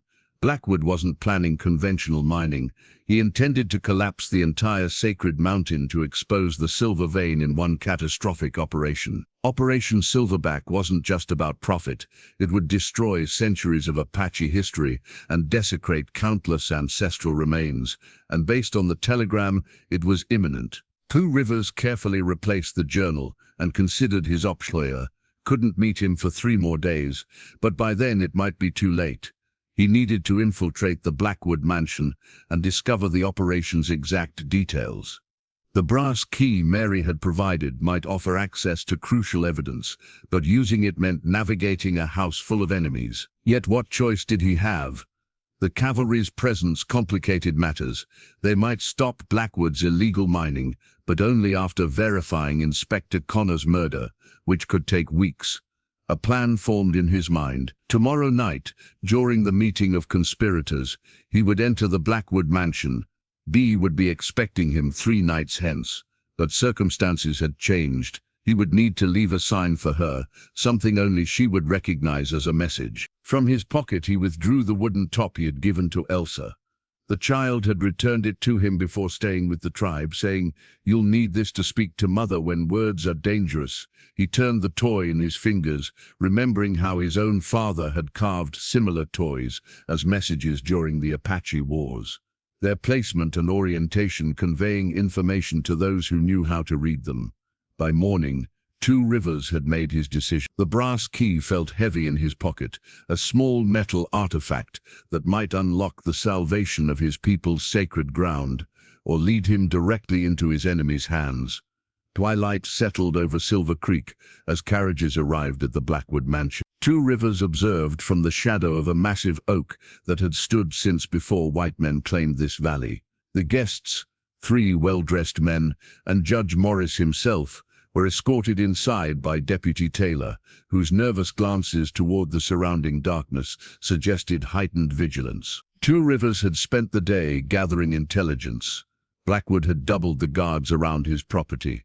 The cavalry unit had established camp just outside town, their commander engaged in lengthy discussions with Sheriff Miller. Most concerning was the wagon train spotted, heading toward the sacred grounds, 6 heavily laden freight wagons escorted by armed men. The wooden top now sat on B's windowsill, positioned precisely its carved arrow facing the mission, a single thread from Two Rivers' shirt wrapped around it. To most eyes, a child's toy forgotten in the wind. To B, a message that plans had changed. As darkness deepened, Two Rivers circled the property, noting guard positions. The house's rear entrance, used by servants, offered the best approach. Mary Whitefeather had provided crucial information. The kitchen staff departed after serving dinner, leaving only James's personal valet in the servants' quarters. Two Rivers moved with practiced silence. The lock on the service entrance surrendered to his knife, and soon he was navigating the mansion's shadowed corridors. Voices emanated from James's study, but Two Rivers moved in the opposite direction, toward the east wing where Mary had indicated the locked room was located. The brass key slid perfectly into an ornate door at the hallway's end. Inside, darkness concealed the room's contents until Two Rivers struck a match. What the small flame revealed stopped him cold. Glass display cases lined the walls, filled with Apache artifacts, ceremonial items, weapons, clothing, all methodically arranged and labeled. These were not the acquisitions of an appreciative collector, but the trophies of a conqueror. Some pieces Two Rivers recognized from his own village, taken during the massacre 15 years earlier. But it was the central display that truly seized his attention. A large glass case contained a ceremonial war shield, its surface painted with symbols of the Ghost Horse clan. The shield of his father, believed lost during the cavalry attack. Next to it lay a military logbook, open to an entry dated the day of the massacre. Raid successful. Apache village eliminated. Ghost Horse chief killed resisting arrest. Valuable minerals secured for territorial development. Recommend commendation for Lieutenant Blackwood for tactical execution. Batadra. The name struck Two Rivers like a physical blow. Lieutenant Blackwood, James, had been an officer in the 7th Cavalry, directly involved in the massacre of his village. The pieces aligned with sickening clarity. James hadn't simply discovered the silver deposits. He had orchestrated the elimination of Two Rivers' people to gain access to their lands, then left the army to exploit his knowledge privately. A leather portfolio caught Two Rivers' eye, embossed with the words Operation Silverback. Inside he found detailed maps marking explosives placements around the sacred mountain, along with a timetable showing execution scheduled for dawn, less than 12 hours away. The sound of approaching footsteps forced him to extinguish his match. Two Rivers slipped behind a display case as the door opened and candlelight illuminated the room. Bia entered alone, closing the door quietly behind her. She moved directly to the shield display, unaware of Two Rivers' presence. "I thought I might find you here," she whispered, seemingly to herself. "The top on my windowsill was clever." Two Rivers stepped from the shadows. "You shouldn't have come. Too dangerous." Bia showed no surprise at his appearance. "I've been locked in my room for 2 days.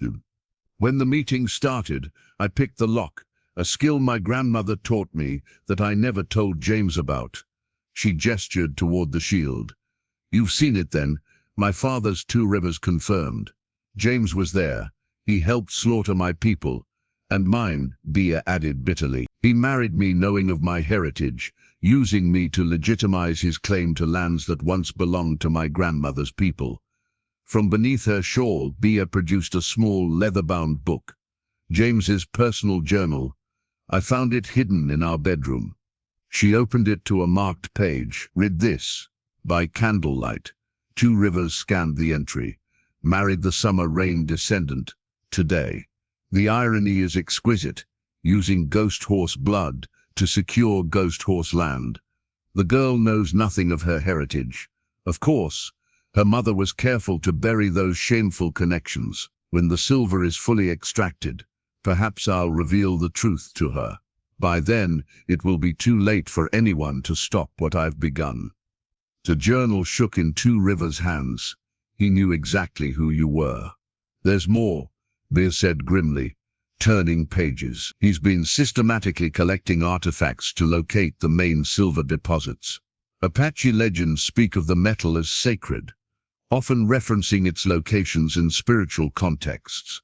Two Rivers nodded. Our stories were maps disguised as mythology. My father told me this before he died. James decoded enough to identify the richest vein, Beer continued.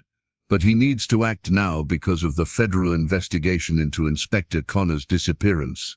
The sound of breaking glass somewhere in the house startled them both. Two Rivers quickly returned the journal to Bee and moved to the door, listening intently.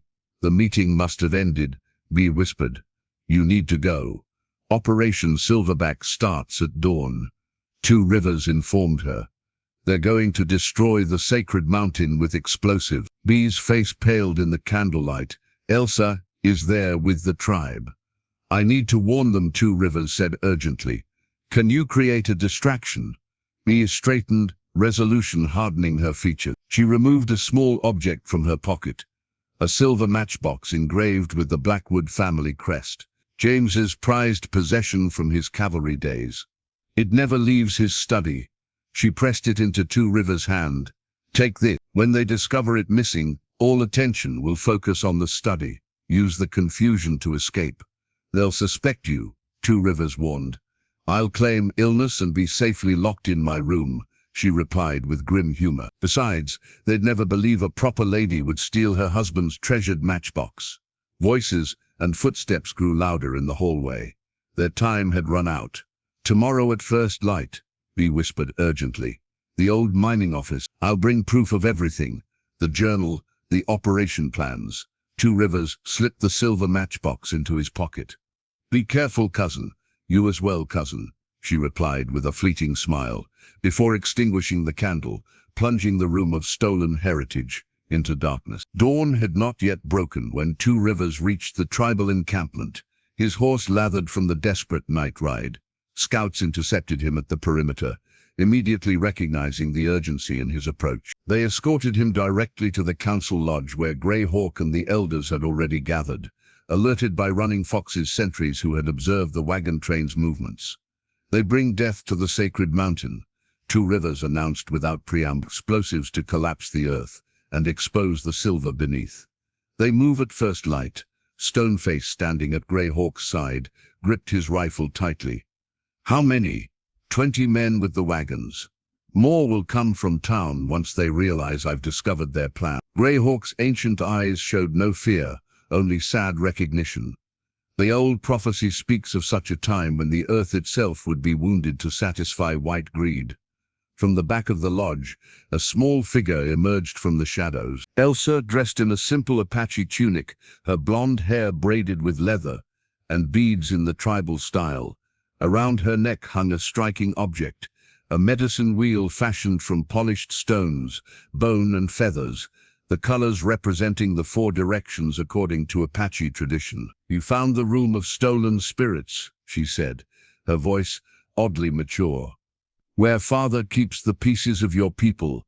Two Rivers nodded, momentarily startled by the child's insight. Your mother creates a diversion while we prepare. Stoneface stepped forward, addressing the gathered warriors. We have 40 fighters. The advantage of terrain. We can stop them and bring the full might of the army down upon what remains of our people, Greyhawk countered. Violence feeds violence. Two Rivers noticed how the elders deferred to Greyhawk. Despite their obvious desire for action, the old shaman had maintained his influence through wisdom rather than force. There is another way, Two Rivers suggested, drawing all eyes. The cavalry searches for Inspector Connors. They suspect foul play, but lack evidence. With proof of his murder and the illegal mining operation, they would be forced to intervene. You trust the white man's justice? Stoneface scoffed. I trust their greed and bureaucracy, Two Rivers replied. The federal government will not allow Blackwood to claim these riches privately. They will stop him, if only to secure the silver for themselves. Greyhawk nodded thoughtfully. And this proof? You have it. Beer brings it to the old mining office at sunrise. James's journal detailing the conspiracy, maps of Operation Silverback, perhaps more. As they deliberated, Elsa approached Two Rivers, her small fingers touching the medicine wheel at her neck. The lady says blood must not flow like water today, she said solemnly. Two Rivers knelt to eye level with the child. What else does the lady tell you? That you need this, she replied, removing the medicine wheel and placing it in his hands. She says it will protect you when you walk between worlds. The medicine wheel was unlike any Two Rivers had seen, each stone representing not just a direction, but a stage of life, intricately bound with sinew and adorned with hawk and eagle feathers. At its center gleamed a small piece of obsidian polished to mirror-like perfection. Greyhawk made it for me, Elsa explained, but it was always meant for you. The old shaman approached, examining the exchange with knowing eyes. The medicine wheel chooses its bearer, he confirmed. It is a rare thing to surrender power willingly as the child has done. Two Rivers felt the wheel's weight in his palm. Lighter than expected, yet somehow substantial. I cannot take her protection. You misunderstand, Greyhawk said gently. The wheel was never for her protection alone. It was prepared for this moment when you would need to walk in both worlds at once. The medicine wheel's significance suddenly clarified. In Apache tradition, such talismans allowed spiritual travelers to navigate between realms, living and dead, past and present, human and spirit. But this one, crafted specifically for a man of mixed allegiances, would allow him to move between the White and Apache worlds, belonging fully to both rather than being torn between them. The obsidian center will show truth when facing deception, Greyhawk explained. The feathers carry prayers for clear vision. The stones ground you in the four directions of your purpose.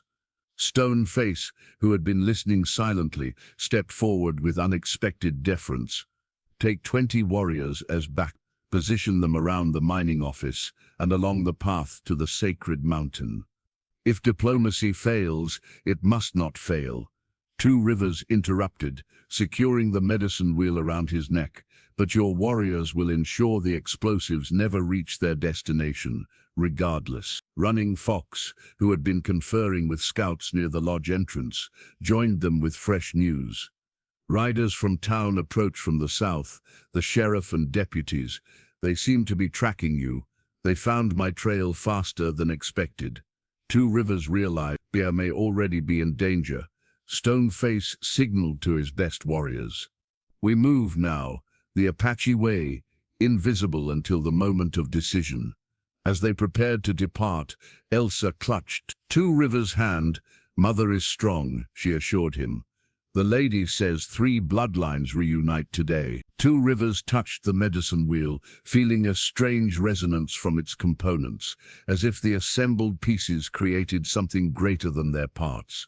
Like the 3 bloodlines of the prophecy, perhaps. Protect her, he instructed Greyhawk, gesturing to Elsa. If we fail, we will not fail, the old man replied with certainty. The medicine wheel has chosen, the child has spoken, and the mountain waits for its defenders. Go now, Ghost Horse son, reclaim your father's honor and your people's future. The medicine wheel seemed to pulse against Two Rivers' chest as he mounted his horse, its presence a reminder of his dual heritage and responsibility. No longer torn between worlds, but strengthened by both, he rode toward a confrontation 15 years in the making. The abandoned mining office stood silhouetted against the rising sun, its weathered timbers glowing amber in the early light.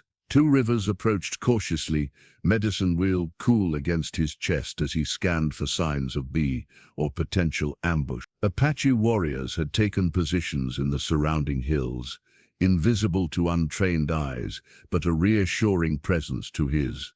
He entered through the rear door, senses alert to any disturbance. The office appeared empty, dust, undisturbed except for a single set of boot prints leading to the desk. There, propped against an old ledger book, stood a small silver-framed daguerreotype photograph. Bea and Elsa informal portrait, taken perhaps a year earlier. Two Rivers examined it carefully. This was no casual placement. Bea had left it deliberately, but why? He turned the frame over, discovering a message scratched hastily into the wood. Trap James knows. Took journal. Cavalry City Amindia and 9 a.m. mission. The warning came just moments before he registered sounds outside, horses approaching, men taking positions. Two Rivers moved to the window, keeping to shadows as he assessed the situation.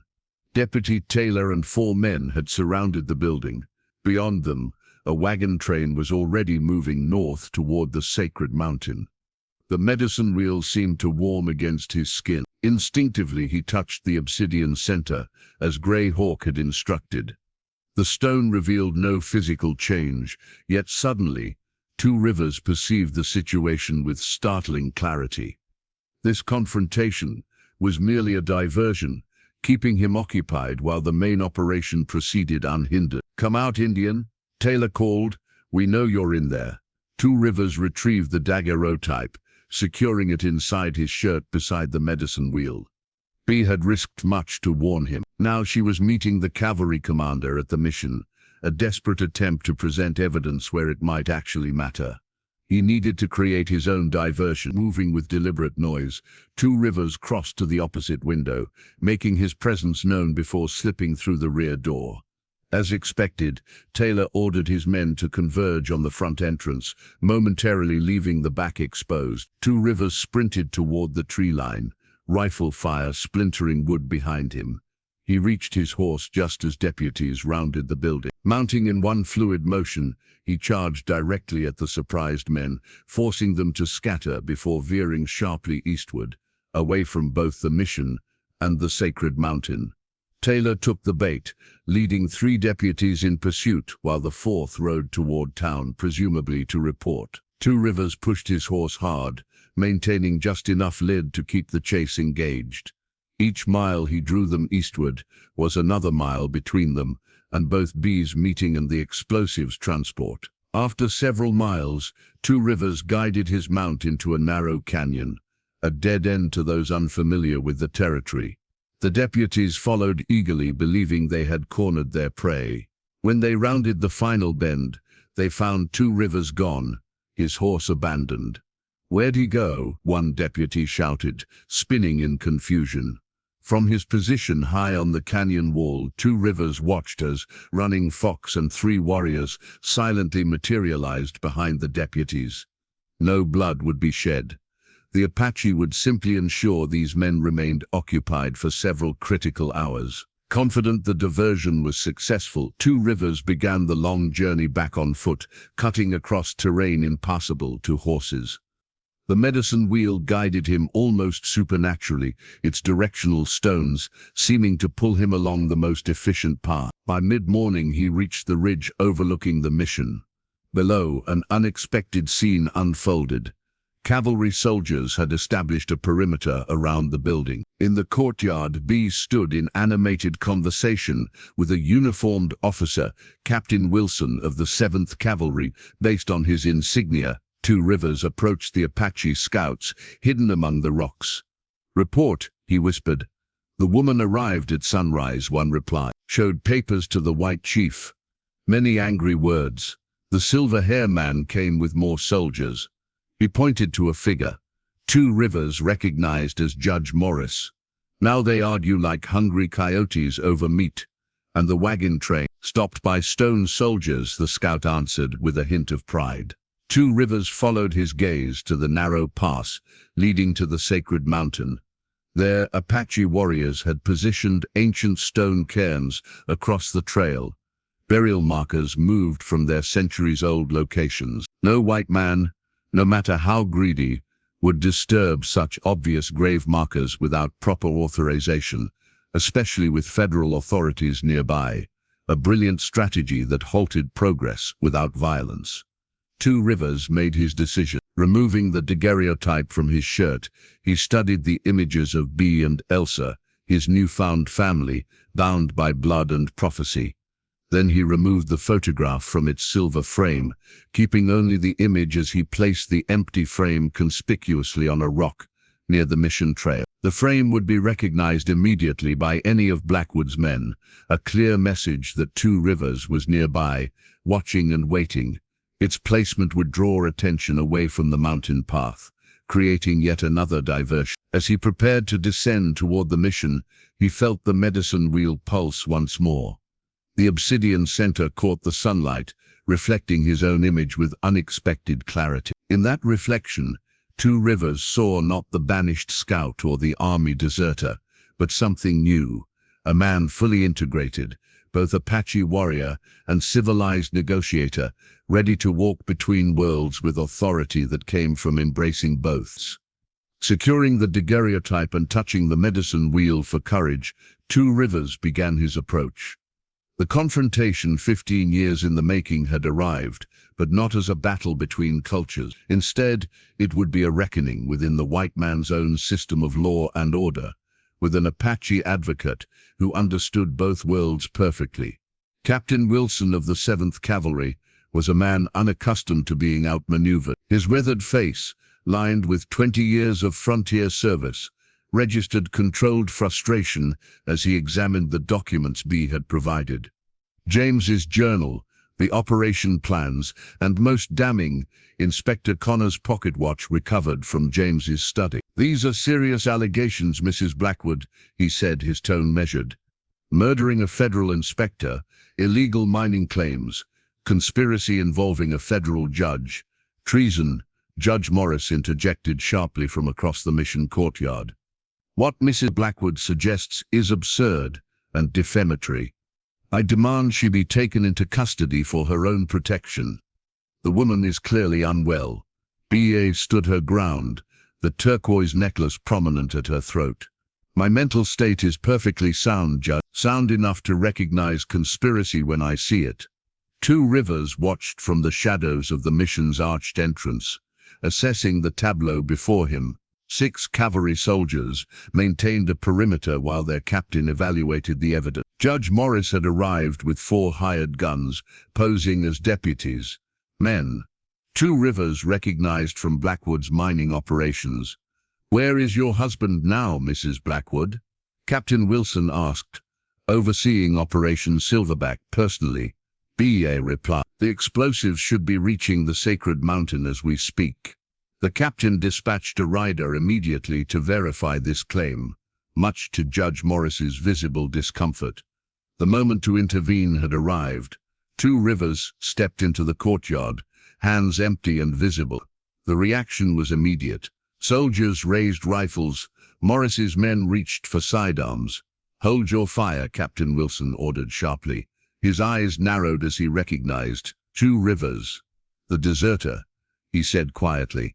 15 years and still on army wanted lists. "I am Thomas Running Water, son of Chief Running Water of the Ghost Horse Apache." Two Rivers replied, using his birth name for the first time in 15 years. "And I have evidence that may interest the United States Army regarding the Skull Valley Massacre." Captain Wilson's posture stiffened almost imperceptibly, the reaction of a man hearing a name he had hoped never to encounter again.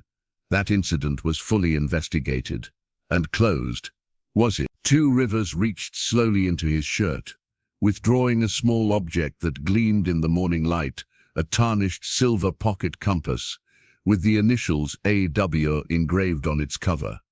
The captain's face drained of color. "Where did you get that?" "From the body of your brother, Lieutenant Andrew Wilson," Two Rivers replied.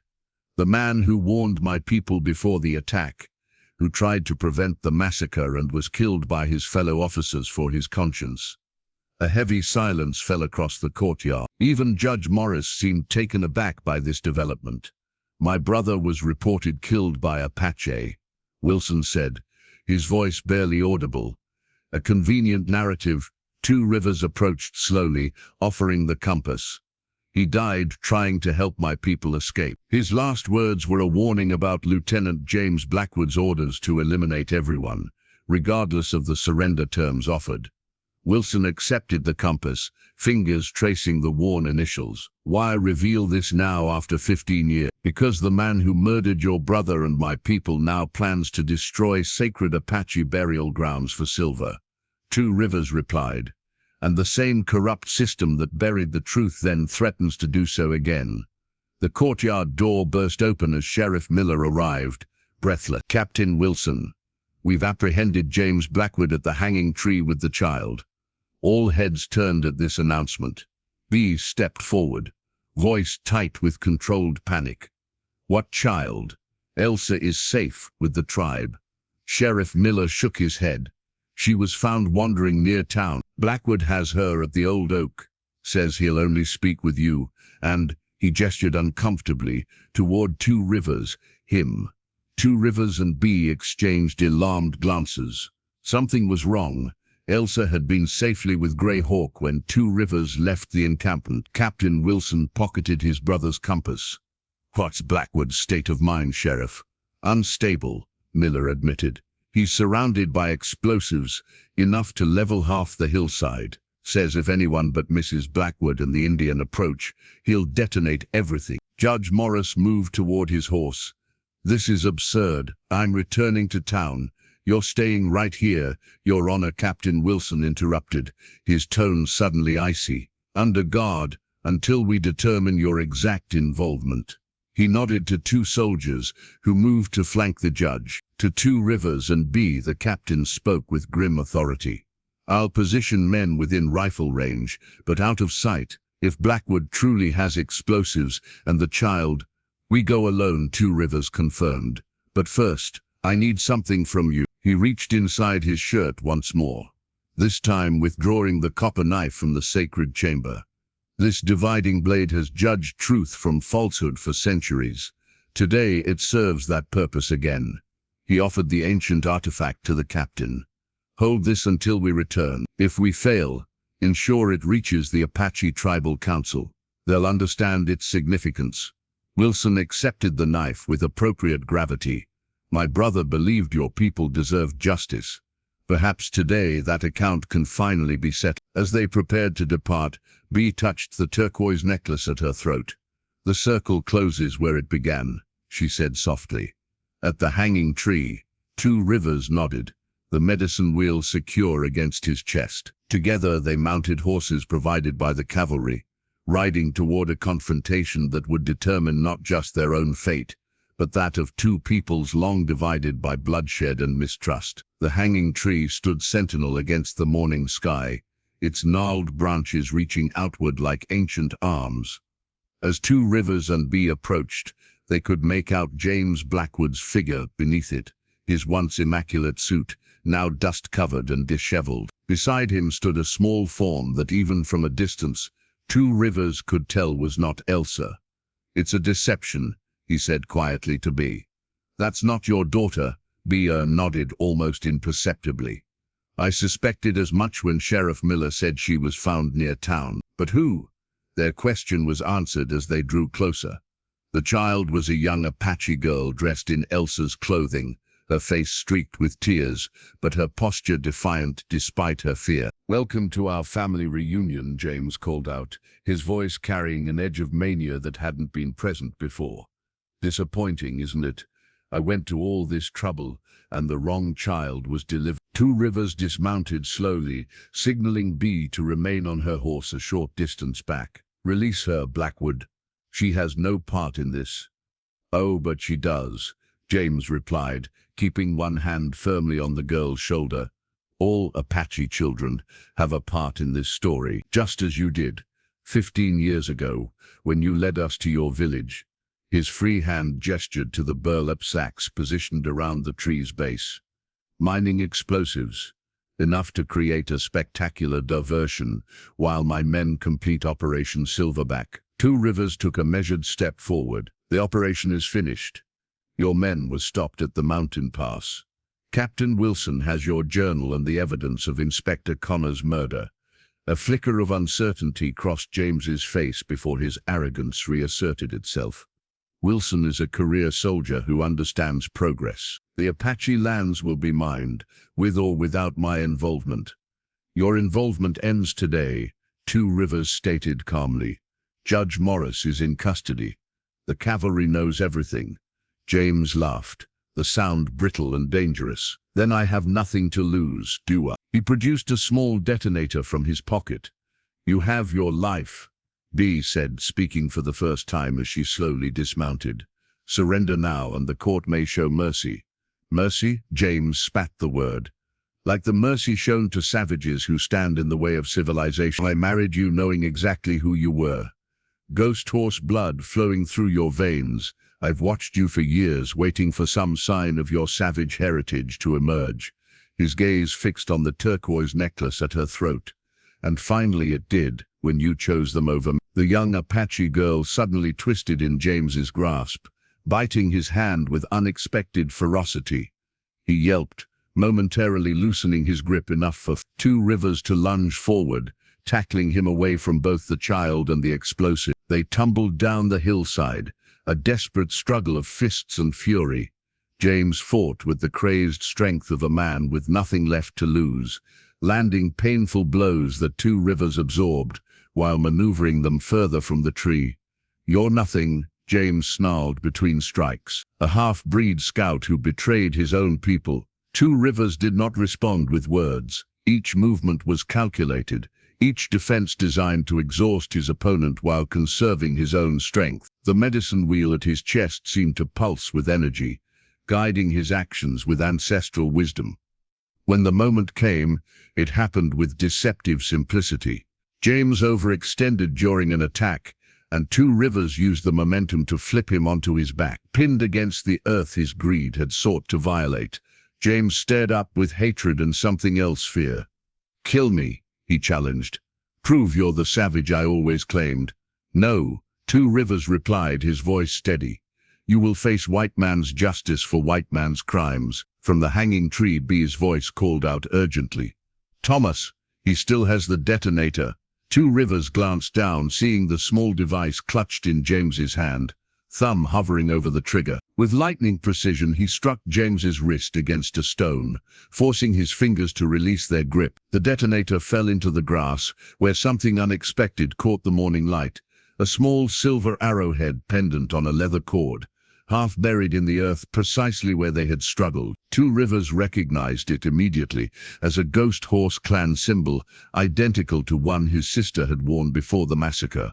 As he secured James with rawhide dimming, Two Rivers retrieved the arrowhead pendant, brushing away dirt to reveal its perfect preservation, despite years in the elements. Here, at the very spot where Elsa had nearly died, lay a relic of his own lost family, a sign that seemed almost too perfect to be coincidence. Captain Wilson and his soldiers arrived to take James into custody. The Apache girl was reunited with her relieved parents, who had been searching for her since James's men had taken her from their camp as a substitute hostage. When the commotion subsided, Two Rivers showed the silver arrowhead to Bee. My sister wore one identical to this. She was never found after the massacre. Bee examined it, recognition dawning in her eyes. My grandmother had one similar. She said it was a family heirloom that connected us to our true heritage. Two Rivers closed his hand around the pendant, feeling its connection across generations. The circle completes itself. 3 days later, as the morning sun illuminated the hanging tree now decorated with colorful prayer cloths and Apache symbols of renewal, riders approached from the tribal lands. Greyhawk and Stoneface led the procession, with Elsa riding proudly between them. The reunion was one of few words but profound emotion. As Elsa embraced her mother, she noticed the silver arrowhead now hanging alongside Bee's turquoise necklace. The lady with the white buffalo told me you would find it, she said simply. She says it belonged to her daughter before the soldiers came. Greyhawk nodded sagely. The daughter's name was Summer Rain, your grandmother. Bee, the circle of blood returns to its source. Captain Wilson approached, his uniform replaced by civilian clothes. The army acknowledges its past wrongs, he announced formally. A treaty is being drafted that will permanently protect the sacred burial grounds from mining or development. Stoneface regarded him with cautious respect. Words on paper have failed us before. This time, the treaty includes federal recognition of Thomas Running Water as legal guardian of the ghost horse ancestral claims. Wilson replied, his dual heritage will ensure both worlds respect the agreement. Does. As the gathered people, Apache and white townspeople alike, celebrated this unexpected resolution, two rivers stood slightly apart. The silver arrowhead in his palm and the medicine wheel against his chest. Two artifacts from different worlds, yet both belonging to the same continuous circle of family heritage and destiny. Under the hanging tree that had nearly claimed Elsa's life, a new beginning took root. Not through the separation of cultures, but through their recognition that the dividing lines had always been artificial, drawn by fear and greed rather than wisdom and kinship.